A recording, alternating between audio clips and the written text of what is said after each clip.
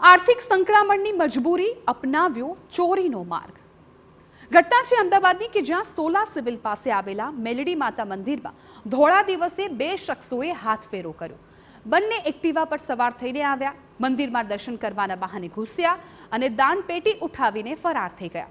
પરંતુ તેઓ ભૂલી ગયા કે સીસીટીવીની નજર તેમના પર પૂરેપૂરી હતી અને પોલીસની પણ નજર તેજ છે।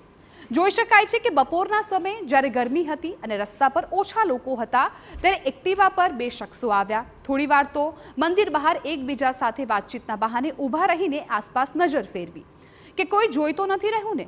આ પછી સફેદ શર્ટવાળો શખ્સ એક્ટિવામાં મૂકેલો થેલો લઈને મંદિરમાં પ્રવેશ્યો અને તેની વૃત્તિ તો જુઓ કે તેણે પહેલા માતાના દર્શન કર્યા, હાથ જોડી માફી માંગી અને આ દરમિયાન એક્ટિવા પર બેઠેલો શખ્સ આસપાસ નજર રાખી રહ્યો હતો।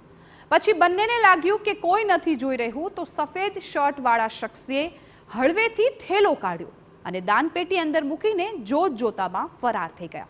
હાલ સોલા પોલીસે બંનેની ધરપકડ કરી છે। બંનેને રૂપિયાની જરૂર હોવાથી આવું કાવતરું કર્યું હોવાનું સામે આવ્યું છે।